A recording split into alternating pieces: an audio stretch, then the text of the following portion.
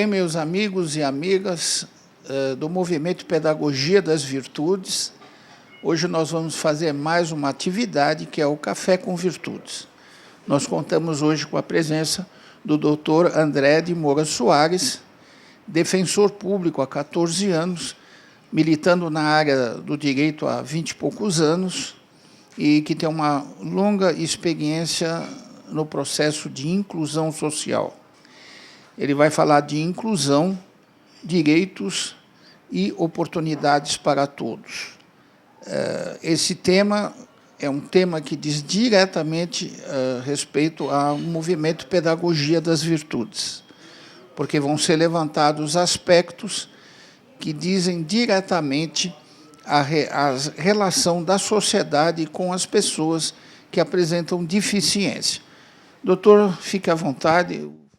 As pessoas que recebem, que conseguem ser inseridas no processo de inclusão, elas são muito beneficiadas, elas conseguem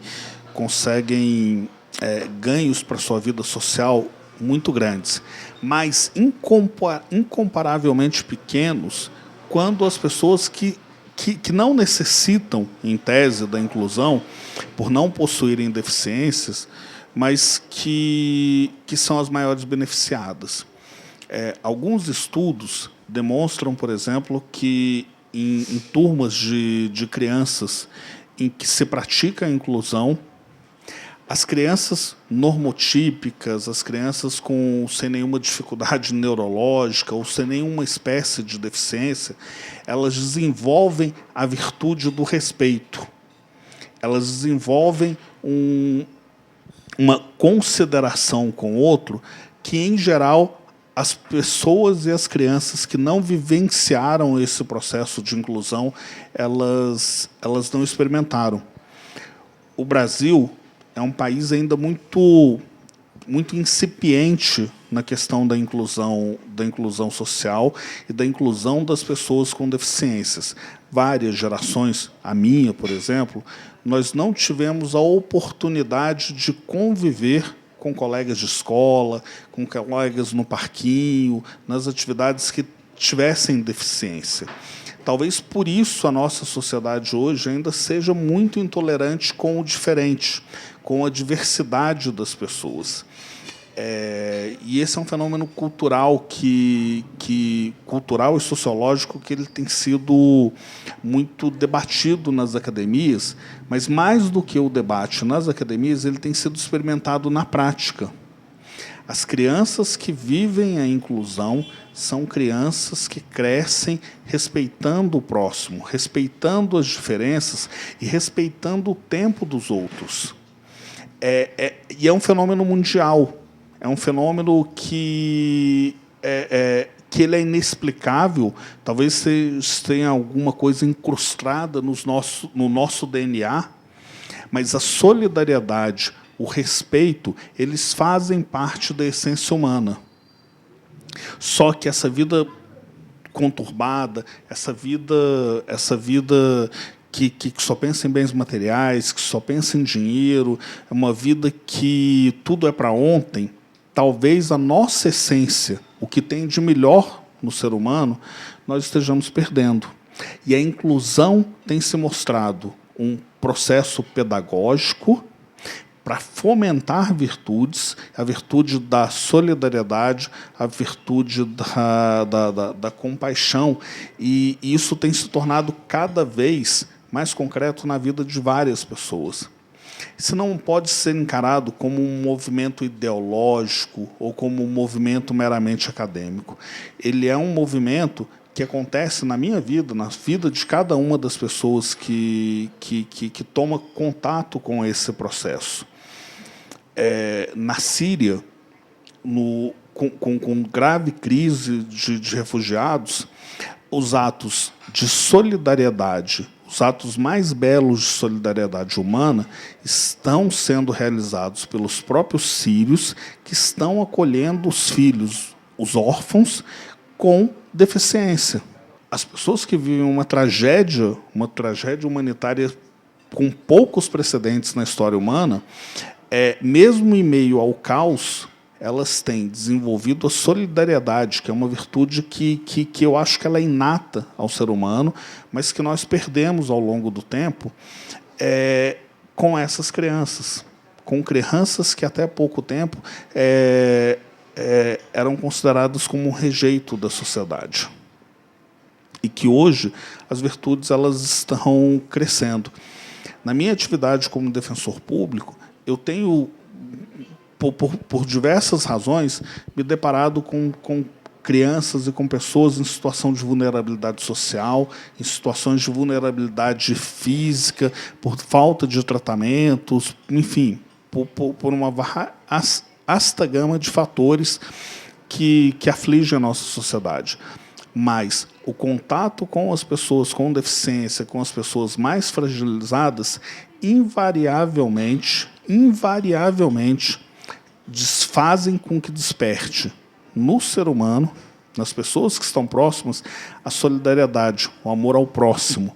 Algo que parece que a nossa sociedade tem se esforçado muito para esquecer. Numa sociedade utilitarista por excesso, numa sociedade em que o que vale é o ter, não é o ser.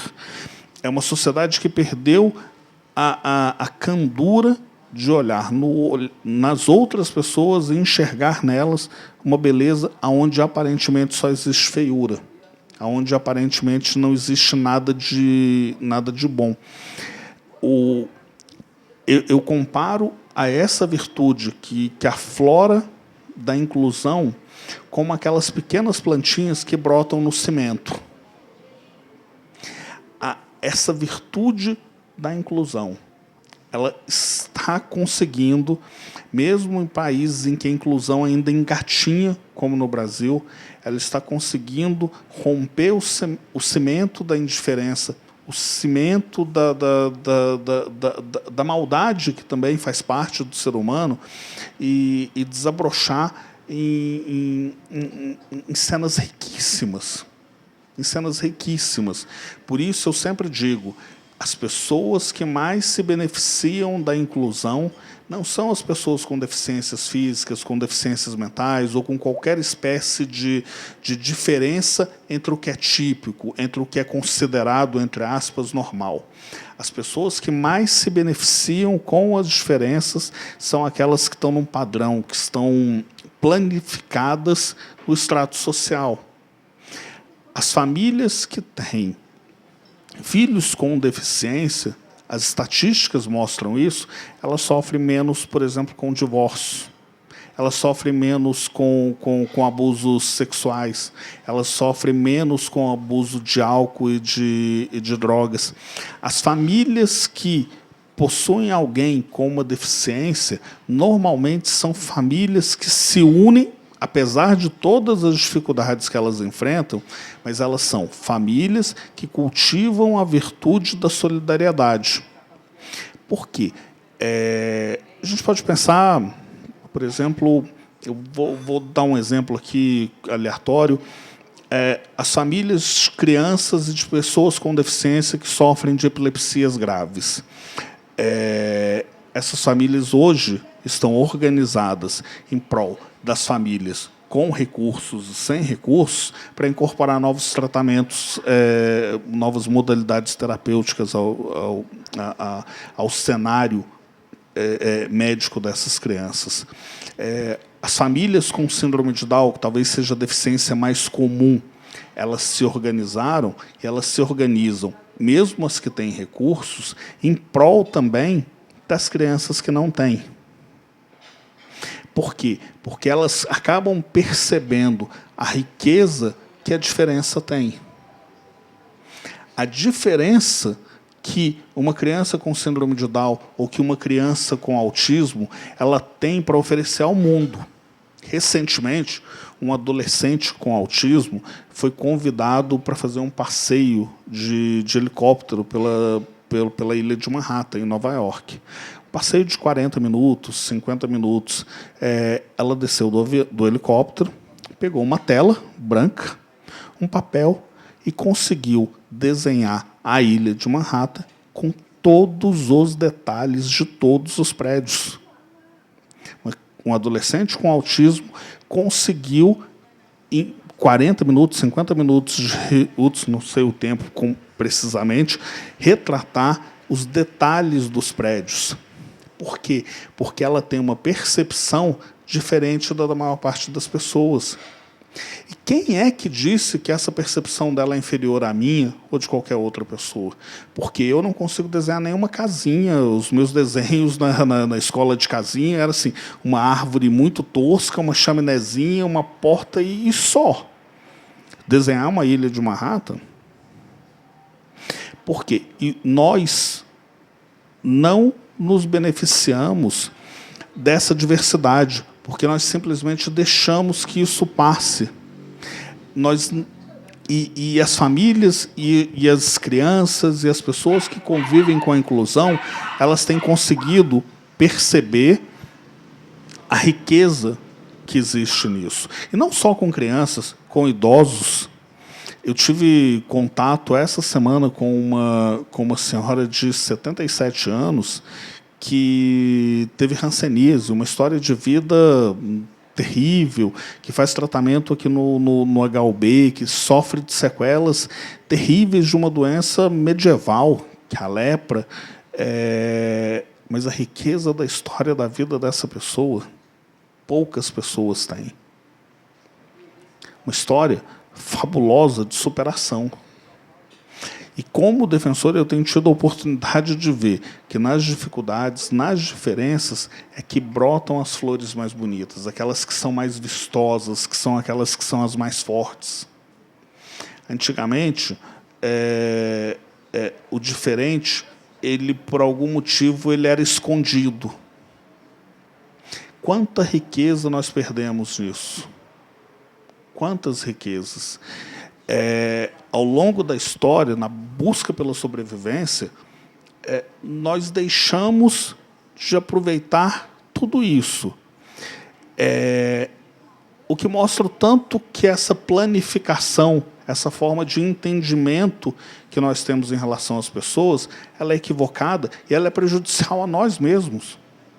Porque nós abrimos mão de conhecer o diferente, de ter acesso ao diferente, de olhar o mundo por uma perspectiva que não seja nossa, por uma perspectiva que não sofra todas as pressões que a sociedade nos impõe, que a vida cotidiana nos impõe, que a vida de estresse nos impõe, que a vida financeira, enfim, que todos esses fatores, e que essas pessoas que hoje convivem com a gente e cada vez nos surpreendem mais, porque nós não esperávamos tanto delas quanto elas têm nos dado, tem tornado as nossas vidas mais ricas. E eu falo aqui por experiência própria.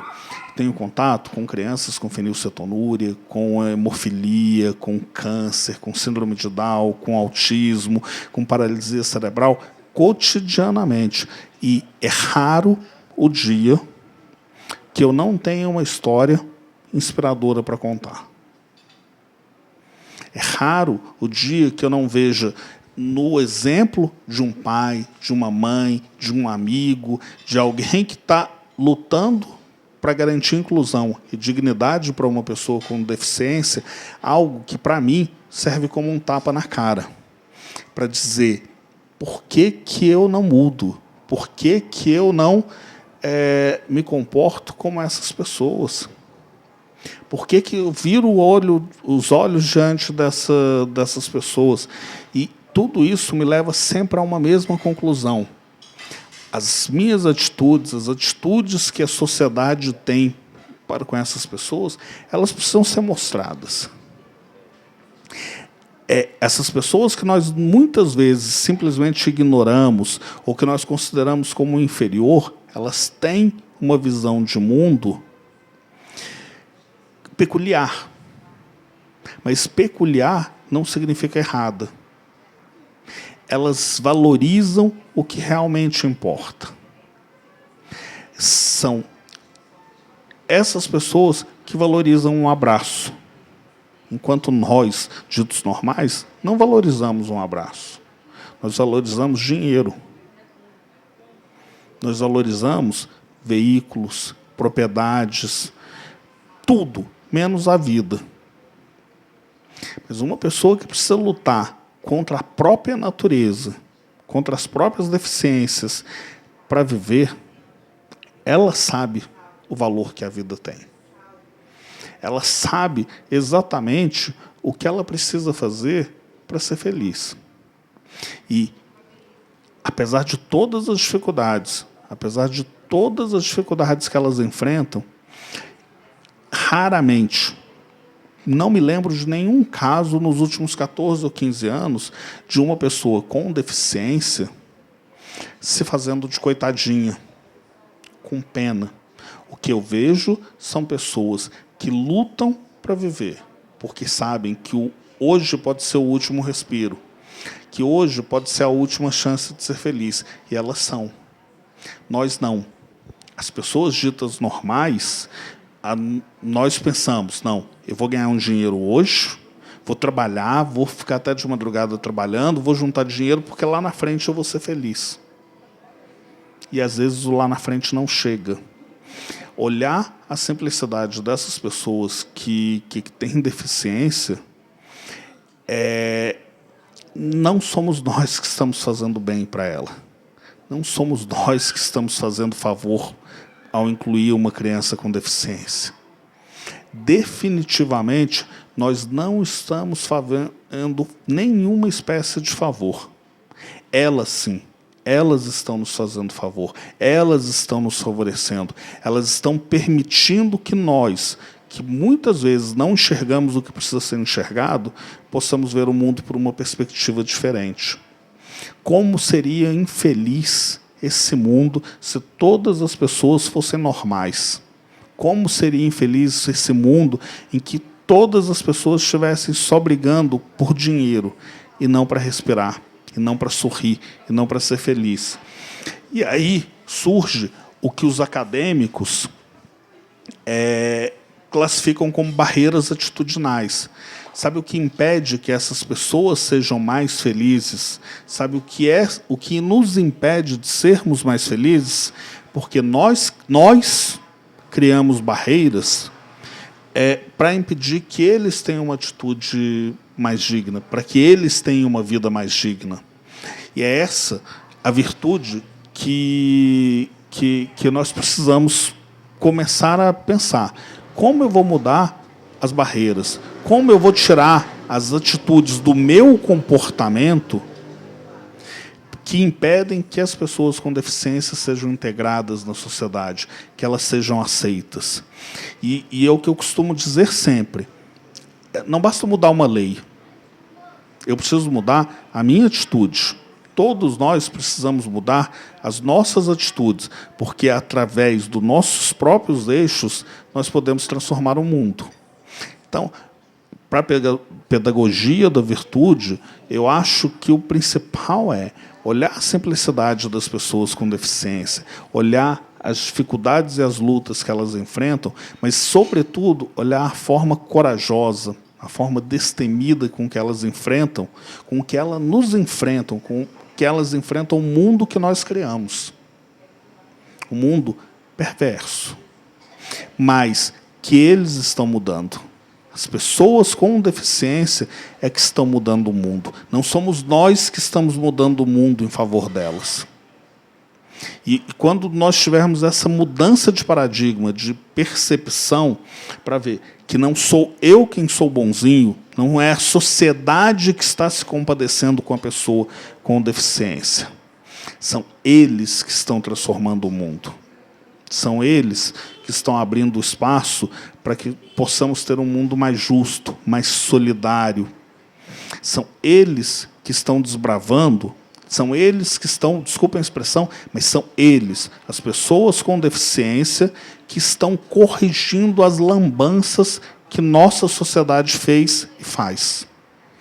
Eu acho que talvez a maior virtude que nós possamos ter seja sair um pouco do nosso egoísmo e achar que não, eu quando o Estado, quando a sociedade elabora uma lei garantindo uma vaga para a pessoa com deficiência, nós estamos favorecendo a pessoa com deficiência. Não. Nós estamos sendo muito espertos, porque nós estamos permitindo que as pessoas com deficiência, com diferenças, frequentem o mesmo lugar que nós, e aí nós vamos ter a oportunidade de aprender com elas. Essa talvez seja a mudança. Não somos nós que estamos fazendo nada por eles. Eles é que estão fazendo por nós. A única coisa que nós fazemos por essas pessoas com deficiência é criar dificuldades para elas. Dificuldades que, com muito esforço, com muita dificuldade, elas têm vencendo.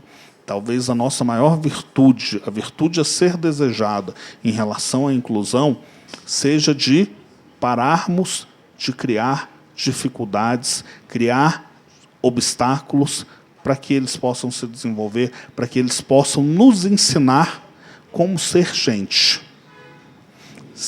Eles são muito mais humanos do que nós.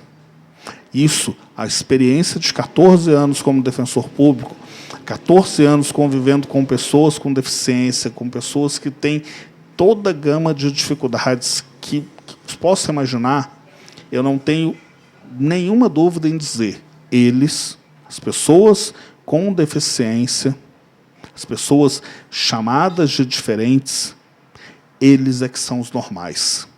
Anormais somos nós, que não valorizamos, que não temos as virtudes que nós precisaríamos desejar.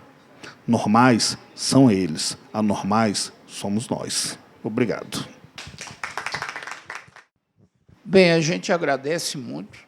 Eu, particularmente, nunca tinha refletido dessa forma as mudanças atitudinais, né, que criam barreira a terceiros, e vou refletir muito sobre isso. E o movimento Pedagogia das Virtudes tem aqui muito conteúdo para mudar suas vidas e a vida dos outros. Nós vamos abrir agora a perguntas. O senhor não tem ideia do bem que o senhor nos faz com as suas palavras. Porque, embora, de uma certa forma, todos os que pertencem a esse movimento Pedagogia das Virtudes estejam voltados para as virtudes, estamos voltados, a gente não tinha... Eu sinto que eu mudei meu modo de pensar aqui agora, nesse instante. O senhor já produziu uma mudança em mim e, certamente, uma mudança em todos que lhe ouviram. A gente não tem uma percepção clara, porque, até pela normalidade absurda da nossa sociedade, essa normalidade nos afasta da realidade, nos afasta do abraço, nos afasta do amor, nos afasta da vivência, da plenitude da vida, e nos coloca sempre numa posição de uma normalidade absurda. A nossa sociedade, inclusive, tem uma normalidade totalmente absurda, né? O que são as guerras, o que são os nossos presídios, o que é apresentado como, pela própria educação normal de competir uns com os outros, temos que nos preparar para competir uns com os outros. Uma sociedade montada para... dentro de diferenças, e diferenças, sobretudo, em valores materiais. Quer dizer, é uma sociedade muito equivocada. E, dentro desses equívocos, nós não percebemos, perceberá certamente quem convive com uma situação específica dessa, mas nós não percebemos o quanto é importante nós mudarmos o nosso modo de pensar. Como é importante.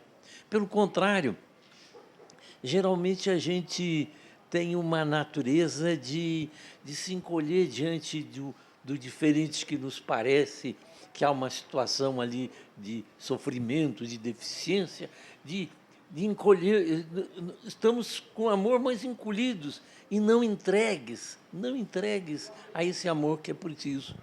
Eu sinto que eu tive uma experiência assim, longe, mas similar, dentro da mesma linha, que nós fizemos um programa com um grupo de jovens aqui em Brasília, um programa de televisão, que eles se intitulavam como Sindicato dos Vagabundos, Sindicato dos Vagabundos. Eles se intitularam como Sindicato dos Vagabundos porque eles, moradores de uma quadra nobre, sempre ficavam lá conversando na banca de jornal e as pessoas disseram, vocês não têm nada para fazer. Aí eles disseram, nós somos do Sindicato dos Vagabundos. Então, se intitularam assim. E eles resolveram fazer um trabalho de visitar creches, de visitar lugares de pessoas que, por alguma forma, eram alijadas da sociedade. E, quando fomos ouvir os pais desses jovens de 15, 16, 17, 18 anos de idade, que fizeram esse trabalho, os pais nos disseram, nós imaginávamos que eles estavam fazendo o bem, indo socorrer a pessoas com necessidades, com deficiências, com fome, e claro que estavam, mas, na verdade, os grandes beneficiados foram eles que voltaram transformados. E eu acho que nós podemos nos transformar na medida que percebemos o equívoco dessa chamada normalidade de ver diferenças. Não existem diferenças, existem características diferentes de toda manifestação cósmica e cuja característica tem que ser abraçada, abençoada, com um sentimento não de piedade, não de compaixão no sentido que entendemos, mas no sentido de amor fraterno, de que somos nós. Eles fazem parte da nossa vida, assim como nós fazemos parte da vida deles. Muito obrigado, mas muito obrigado mesmo. Quando eu fui a Uberaba, levado pelo juiz de direito de Patrocínio, Dr. José Pereira Brasil, e fui apresentado a Francisco Cândido Xavier, o Chico Xavier. Eu tinha passado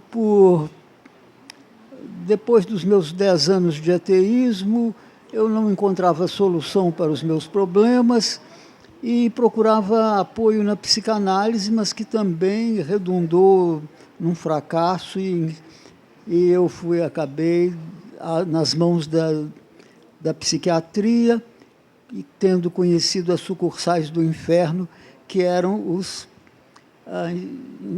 estabelecimentos psiquiátricos no Brasil na época, onde a gente era submetido a choques elétricos, a choques de insulina, a choques de cardiavasol, todas as barbaridades.